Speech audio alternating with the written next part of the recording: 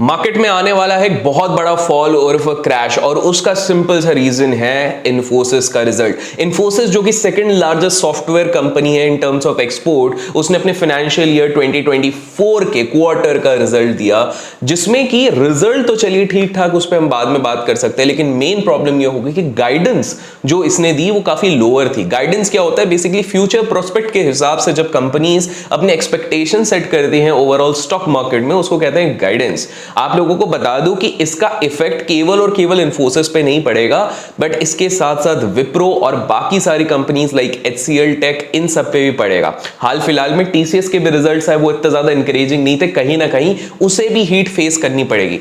Major problem जिसकी बात की जा रही है वो ये है कि जो डिस्क्रिशनरी स्पेंडिंग है वो कहीं ना कहीं IT कंपनीज एक्सपेक्ट कर रही है कि डिक्लाइन होगी because of inflation and other reasons, जिसके चक्कर में आज आप लोगों को IT पैक में एक ब्लड बाथ दिख सकता है।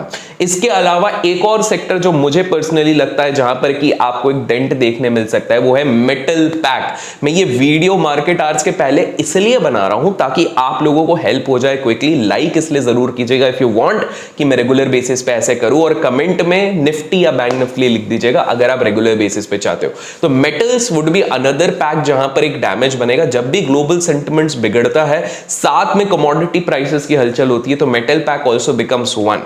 आज के दिन पे अगर मार्केट को किसी को संभालना है तो स्वाभाविक सी बात है कुछ डिफेंसिव पैक्स को सामने आना पड़ेगा। वहां पर डिफेंसिव पैक्स की अगर हम बात करते हैं तो एक तो पहले ही खुद FMCG होता है और दूसरा होता है फार्मा।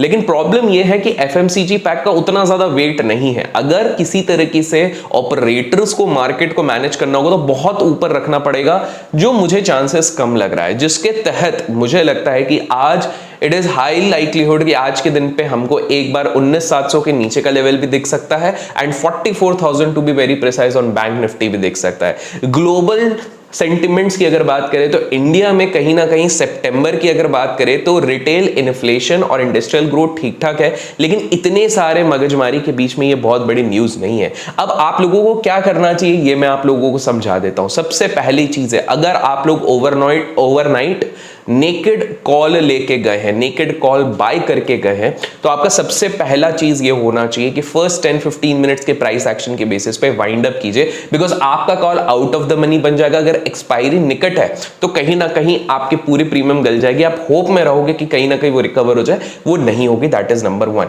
अगर आपने कॉल सेल करके रखा है तो होल्ड करके रखिए, बिकॉज वो आउट ऑफ द मनी हो जाएगा, आपको कहीं ना कहीं पूरा प्रीमियम मिल जाएगा। अगर आपने नॉन डायरेक्शनल स्ट्रैटेजीज चलाई हैं तो उसको एडजस्ट करना शुरू कीजिए, बिकॉज आपके दोनों लेग के बीच में काफी ज्यादा डिस्पैरिटी बन जाएगी।